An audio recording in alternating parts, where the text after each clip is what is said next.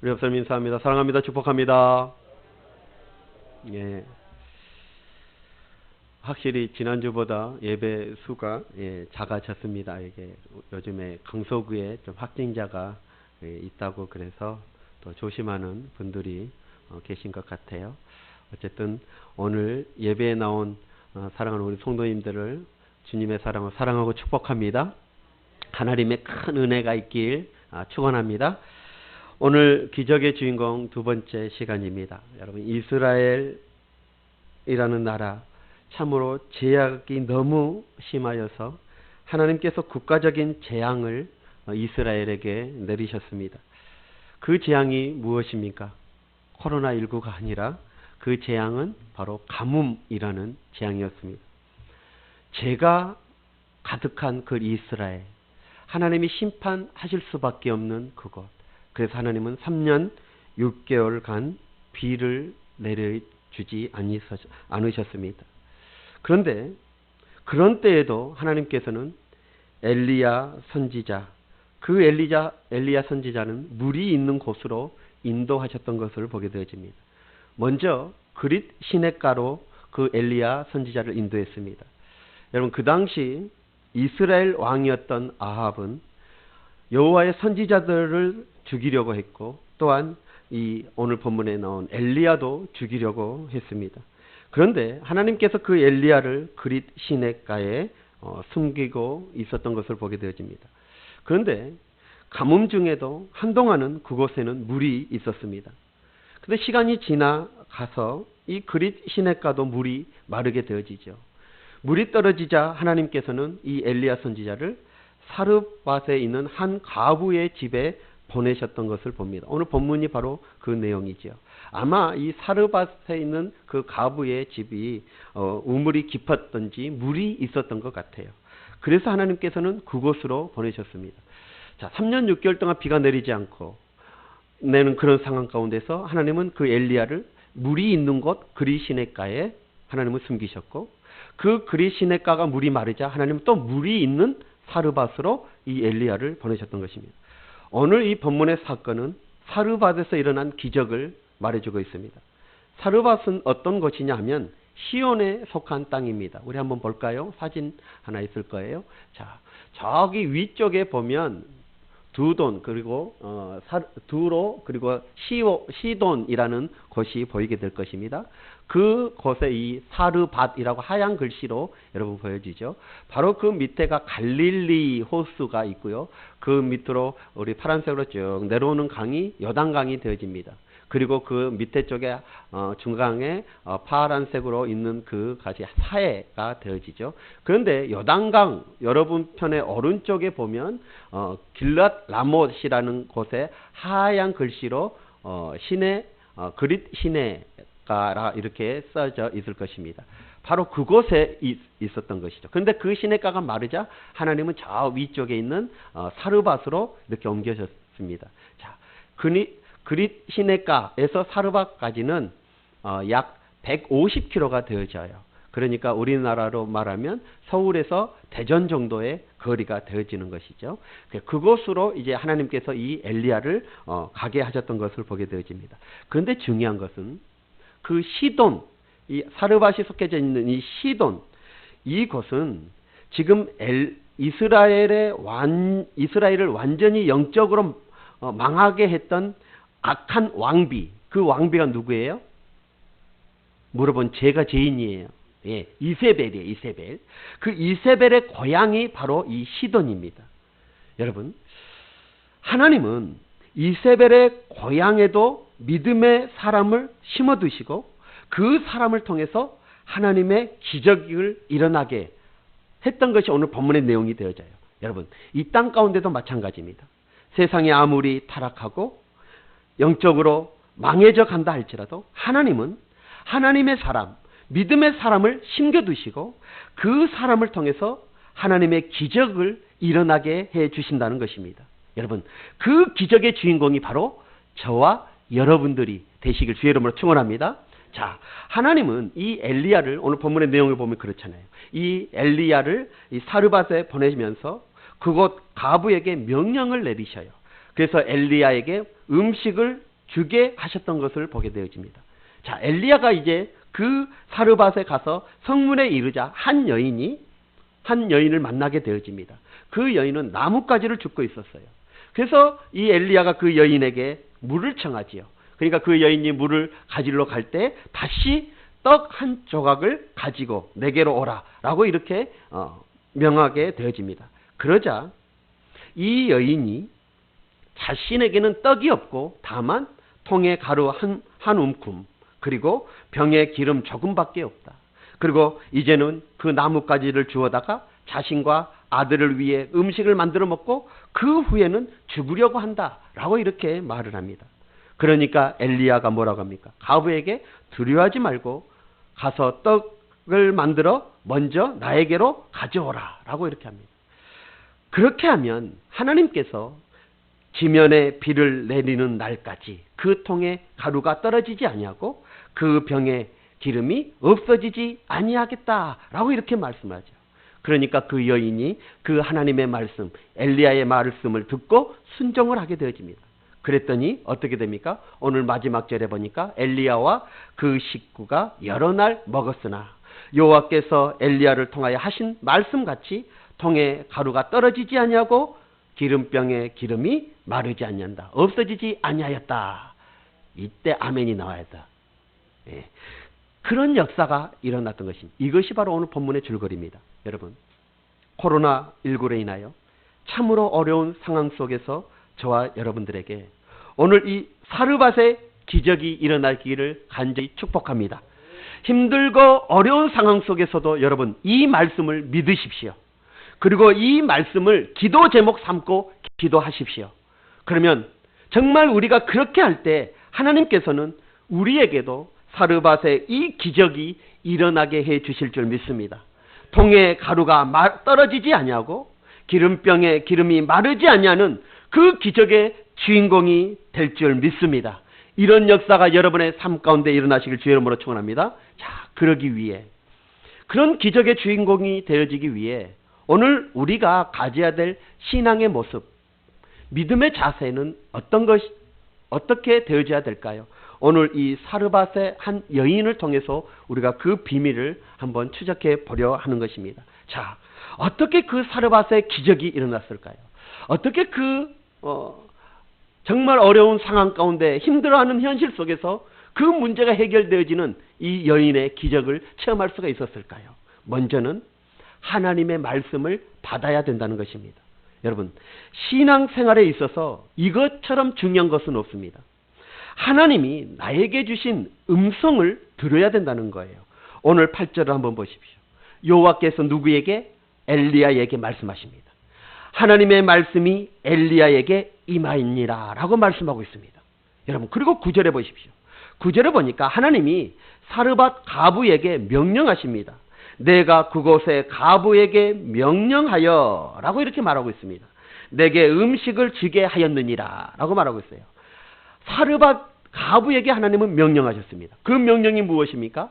엘리야에게 음식을 주라는 명령입니다. 여러분, 하나님은 하나님의 일을 하실 때에는 원칙을 가지고 일을 하십니다. 그 원칙이 뭐냐면 먼저 말씀을 보낸다는 거예요.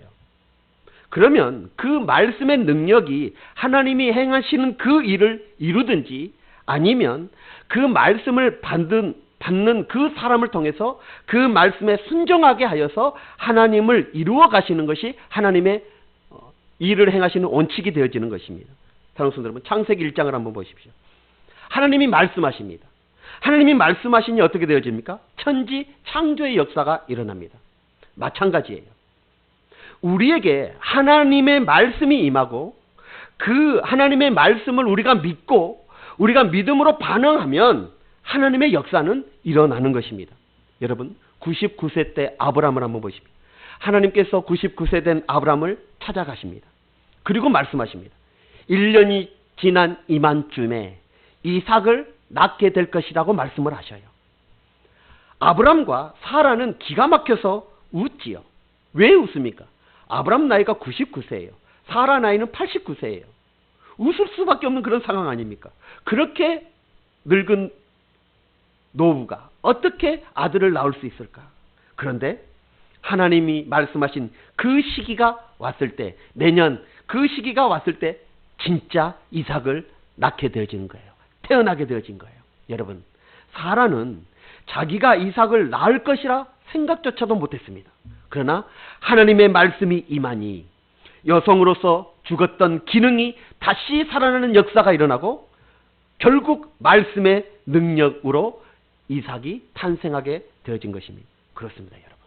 하나님의 말씀이 임하면 이런 역사가 일어나는 거예요.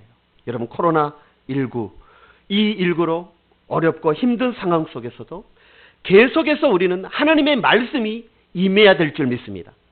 하나님의 말씀의 임재가 중단되어져서는 아니 될 줄 믿습니다. 하나님의 말씀이 중단되어지면 하나님의 역사도 일어나지 않는 것입니다. 여러분, 성경을 읽다가 말씀이 임하고 또한 설교 시간마다 나에게 주신 하나님의 음성의 말씀으로 그 말씀이 임하고 기도할 때 성령의 감동, 하나님의 음성이 임하시길 주의 이름으로 축원합니다. 그렇습니다, 여러분. 말씀이 임하면 말씀의 능력이 나타나고 하나님의 역사가 일어나서 기적의 주인공이 되어지는 것입니다. 오늘 사르밧가브가 그렇습니다. 하나님의 말씀이 임했습니다.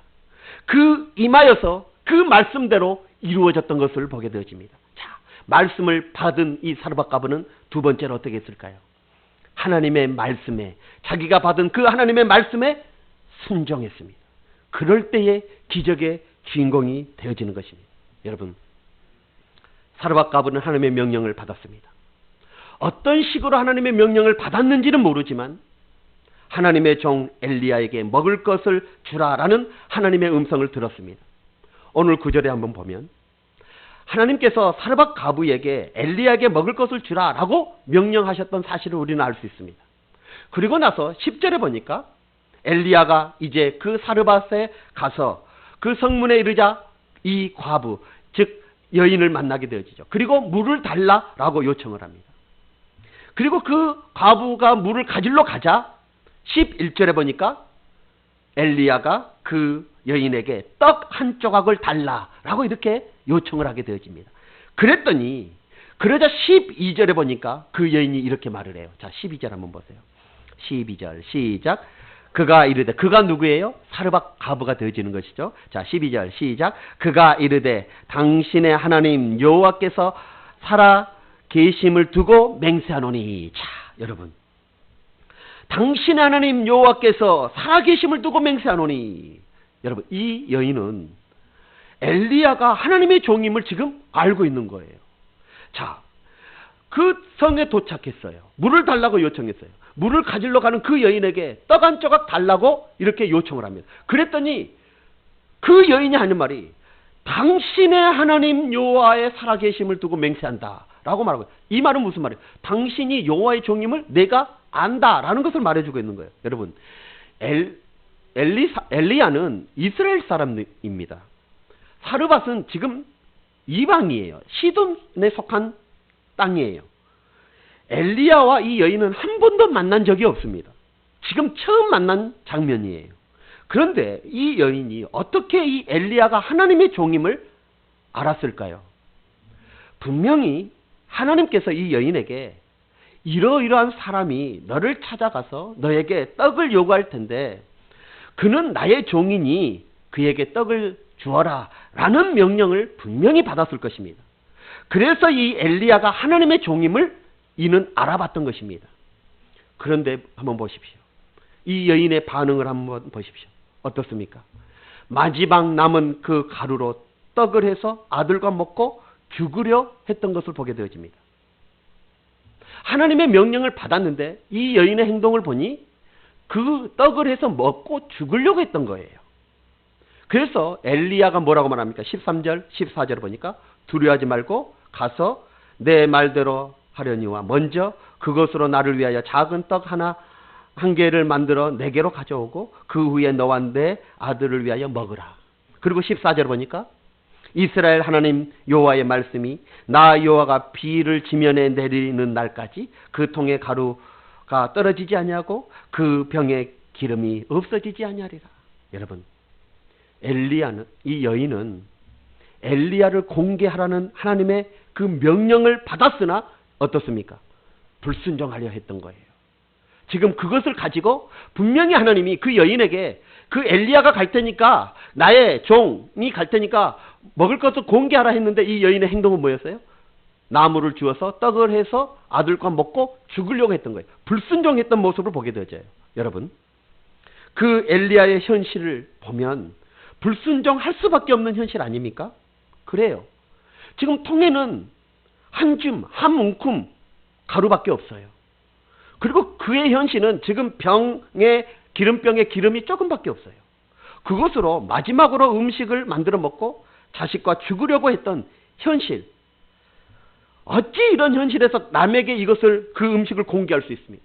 그런 명령에 어떻게 순종할 수가 있습니까?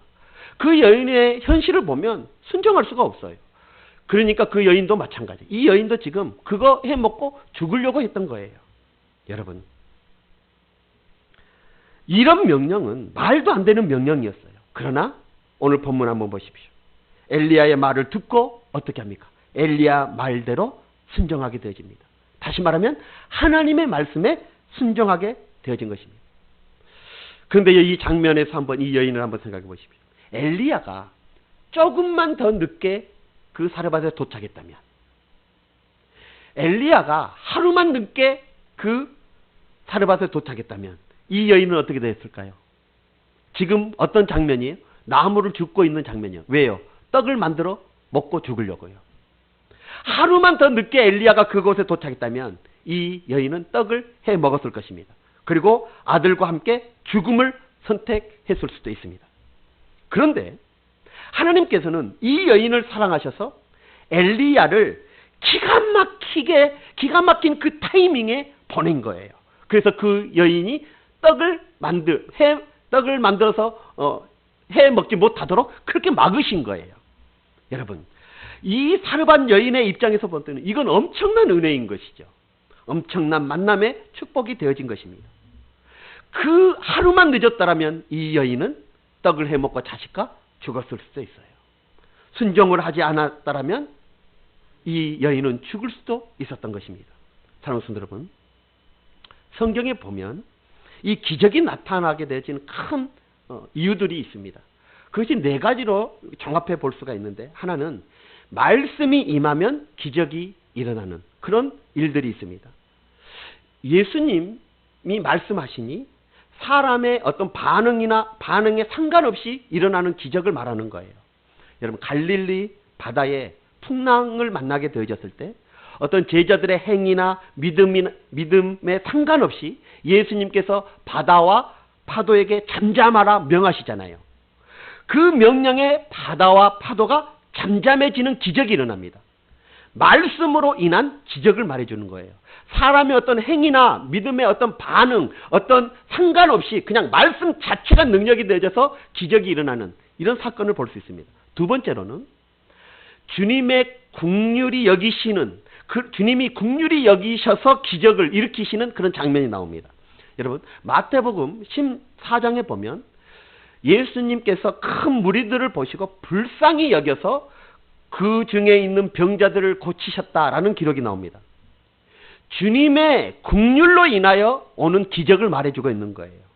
오병이어의 기적 사건도 이와 마찬가지예요. 그 오병이어의 그 엄청난 2만 명이 모여드는 그것을 주님께서 보시면서 뭐라고 말씀하십니까? 목자 없는 양같이 불쌍히 여기셨다라고 말하고 있어요. 그래서 예수님께서 기적을 베풀어 주시는 것입니다. 그러니까 이 기적은 뭐예요? 예수님의 긍휼히 여기심, 그 여기심으로 나타나는 기적을 말해주고 있어요. 성경에 보면 세 번째 기적에 일어나는 종류가 나오는데 그것은 바로 기도 응답으로 나타나는 기적이에요.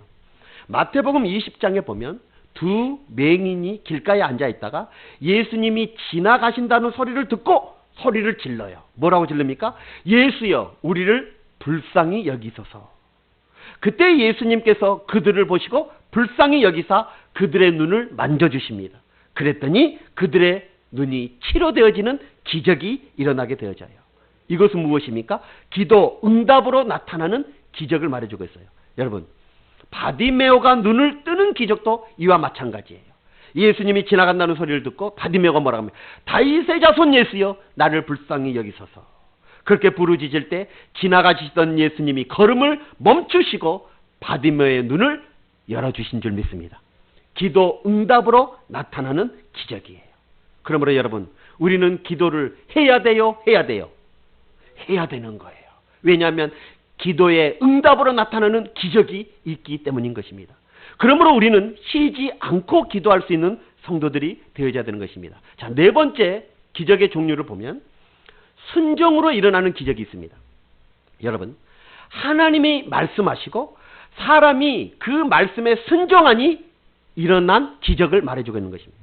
가장 대표적인 예가 뭐냐면 바로 여리고가 무너지는 사건입니다.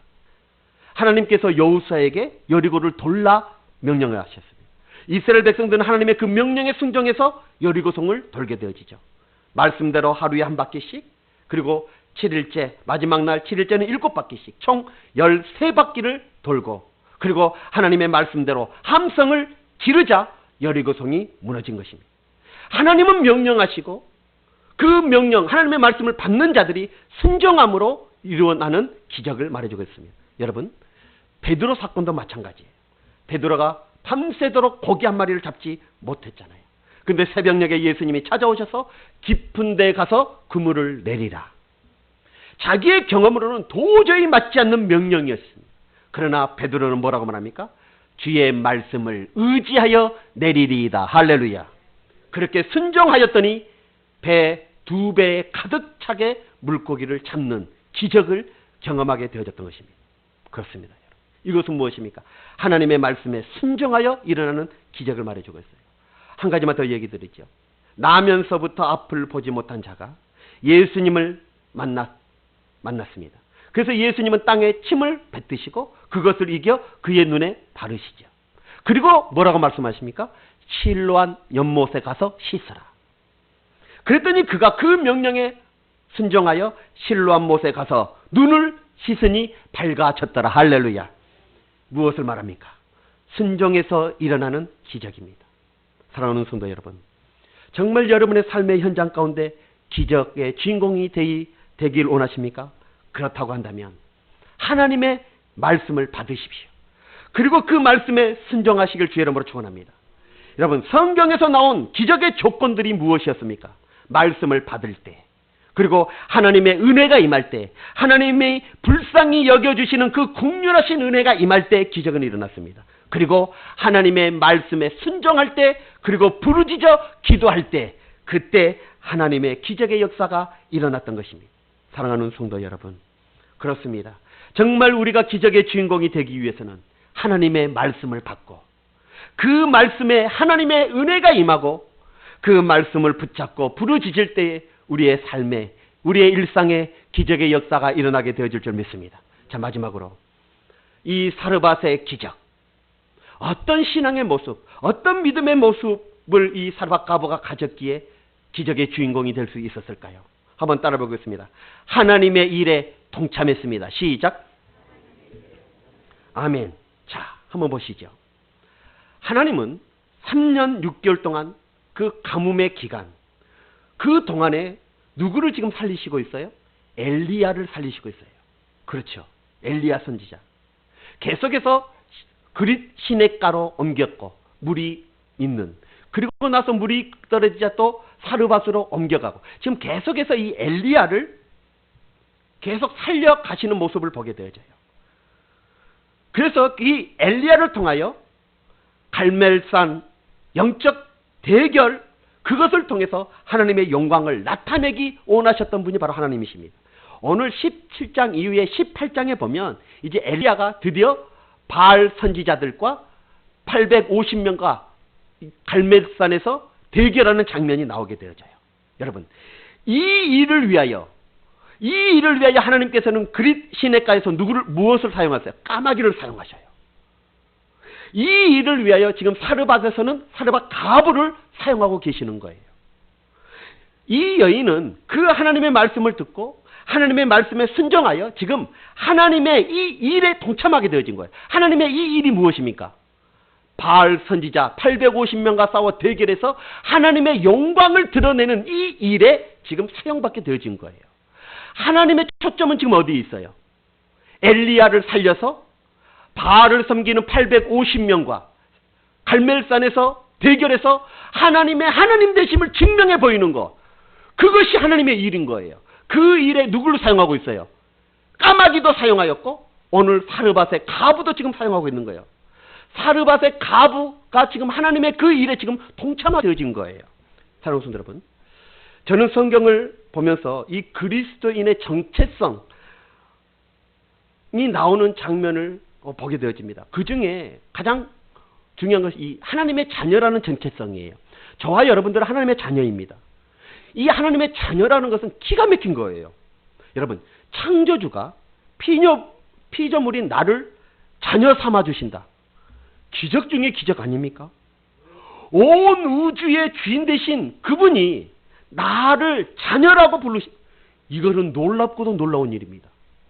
여러분, 또 한 가지의 그리스도인의 정체성이 있어요. 성경 보니까 신부라는 정체성을 우리에게 말해주고 있습니다. 여러분, 만왕의 왕 되시고 만주의 주가 되신 예수님, 예수 그리스도께 죽은 지 3일 만에 부활하시고 살아나신 완전하신 신, 완전하신 인간, 그 예수 그리스도께서 나를 시부로 여겨 주신다는 거예요.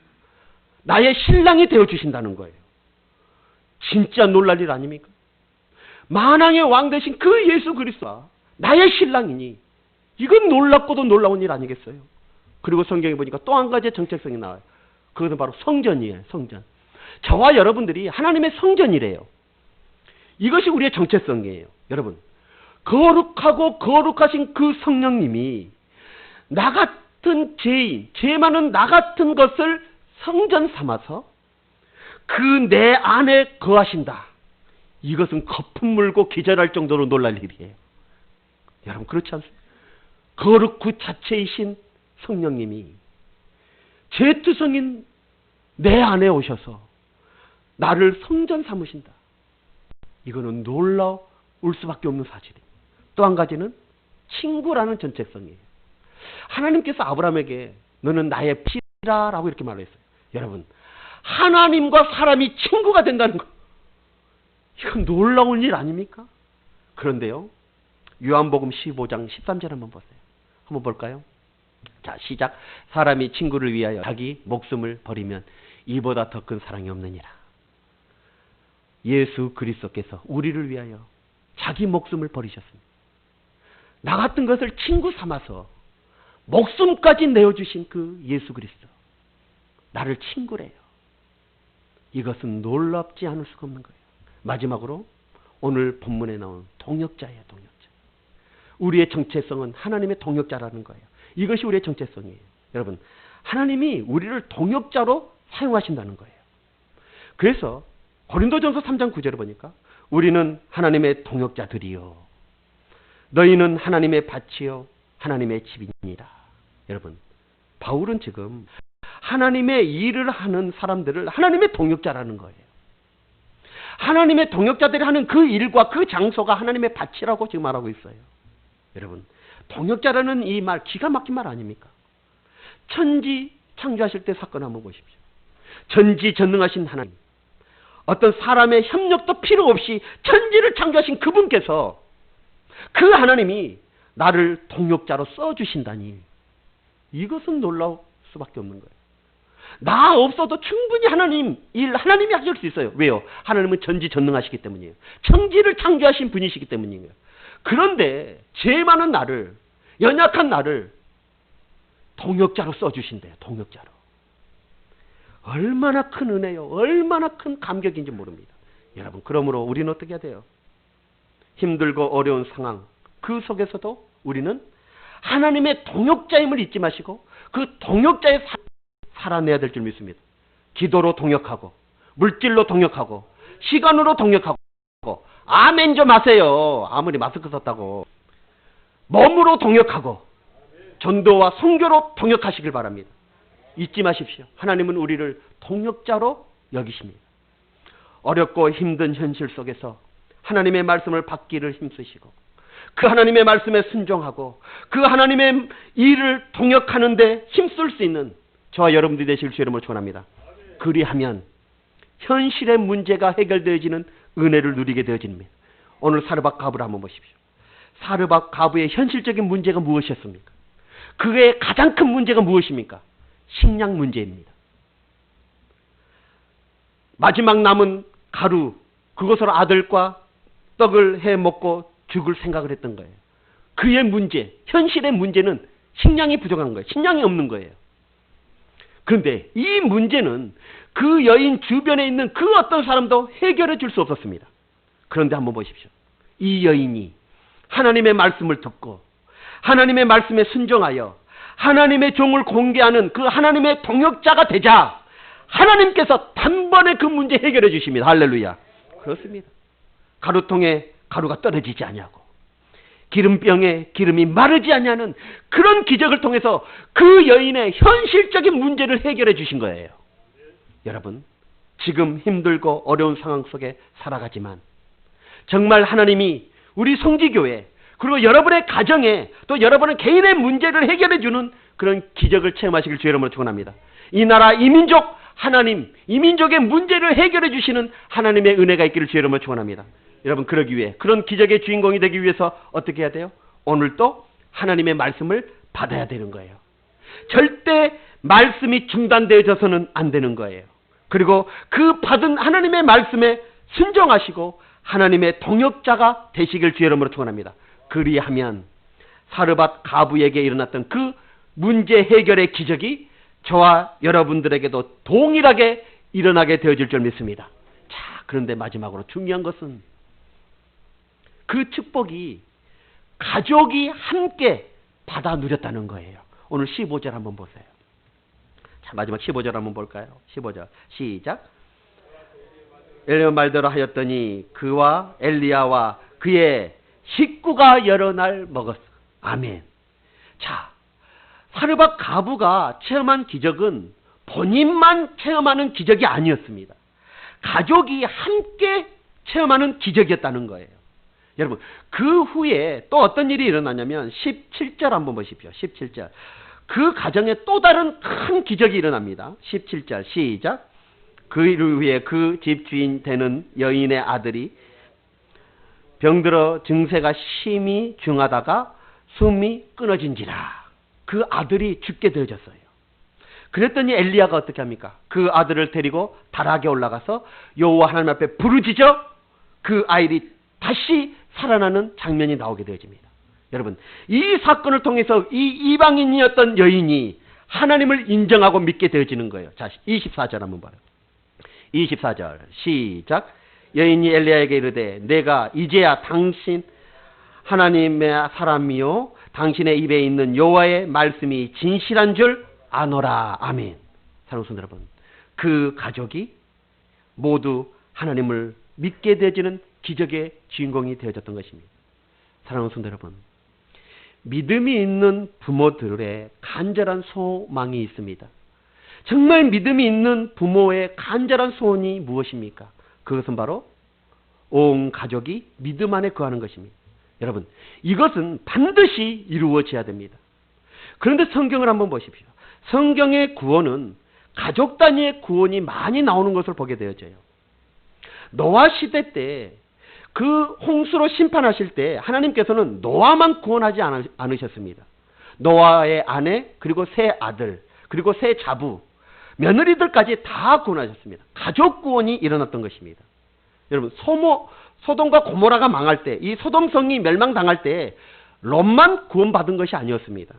롯의 아내, 소금기둥은 됐지만 롯의 아내, 그리고 롯의 두 딸, 그 가족이 구원을 받았습니다. 여러분, 여리고성이 무너질 때도 마찬가지예요. 기생 라합만 구원받은 것이 아닙니다. 기생 라합과 그 가족이 다 구원을 받았습니다. 우리 지난주에 말씀드렸죠. 바울과 실라가 옥에 가두었을 때 찬양하고 기도했더니 옥문이 열리자 그 간수가 자결하려고 하잖아요. 그래서 사도행전 16장 31절에 주 예수를 믿으라 너와 내 집이 구원을 얻으리라. 그래서 어떻게 합니까? 그 간수도 구원받고 그 간수의 가족들도 세례를 받고 구원을 받게 되어진 거예요. 사랑하는 성도 여러분, 우리가 예수를 믿으면 우리가 구원을 얻습니다. 그런데 거기에서 끝난 것이 아닙니다. 너와 내 집이 구원을 받으리라. 할렐루야. 그렇습니다. 가족 구원입니다. 여러분, 이 믿음을 가지셔야 됩니다. 그래서 끝까지 포기하지 말고 가족 구원을 위하여 기도하고 복음을 전할 수 있는 저와 여러분들이 되시길 주의 이름으로 축원합니다. 자, 이제 말씀의 결론을 내리겠습니다. 지금은 정말 우리 모두가 힘들고 어려운 시기를 지내고 있습니다. 여러분, 이러한 상황과 현실 속에서 우리는 더더욱 믿음에 굳게 서야 할 줄 믿습니다. 어렵고 힘든 상황 속에서도 하나님의 말씀 받기를 힘써야 됩니다. 그리고 현실을 보면 순종하기 어렵다 할지라도 하나님의 말씀에 순종하기를 몸부림쳐야 되는 것입니다. 오늘 이 사르밧 여인처럼 정말 현실 보면 순종하기 어렵습니다. 나머지 그거 자식 먹이고 싶지 다른 사람 먹이고 싶겠습니까? 정말 순종하기 어려운 상황에서도 순종을 합니다. 여러분, 또한 세상적이고 육신적인 일에만 빠지지 말고 하나님의 일에 관심 갖고 동참하여 동역자가 되어져야 되는 것입니다. 그러면 힘들고 어려운 현실의 문제를 하나님께서 해결해 주신 그 은혜를 경험하게 되어질 것입니다. 여러분의 가정, 여러분의 가족이 함께 그 은혜를 받고 누리게 되어질 줄 믿습니다. 그리고 마지막으로 여러분, 사랑하는 우리 성도 여러분, 이 세상 끝날까지 가족 구원을 위해 최선의 힘을 다하시길 주의 이름으로 축원합니다. 여러분이 예수 그리스도를 믿는 순간 여러분의 가족 구원은 시작되어졌기 때문인 것입니다. 기도하겠습니다. 오늘 말씀 붙잡고 한번 기도합니다. 지금 많이 힘드시지요? 많이 어려우시지요? 오늘 사르밧 가부의 현실이 그리하였습니다. 그런데 그런 상황 가운데서도 기적의 주인공이 되어졌습니다. 그 이유가 무엇이었습니까? 그의 신앙의 자세였습니다. 말씀을 받기를 힘썼습니다. 그리고 그 말씀에 반응했습니다. 순종했습니다. 그리고 하나님의 일에 동참하고 동역자가 되어졌습니다. 그랬더니 그 현실적인 문제, 가장 힘들어하는 그 문제를 하나님은 기적을 통해서 해결해 주십니다. 우리도 마찬가지. 지금 어렵고 힘들지만 정말 우리가 하나님 말씀 받기를 힘쓰고 그 말씀에 순종하고 하나님의 일에 동참하면 동역자가 되어지면 하나님은 우리의 문제 기적으로 해결해 가시고 하나님의 살아계심을 나타내십니다. 이런 은혜가 여러분의 일상 가운데 경험되어지길 이 시간에 간절히 기도하도록 하겠습니다. 다 같이 기도하겠습니다. 할렐루야.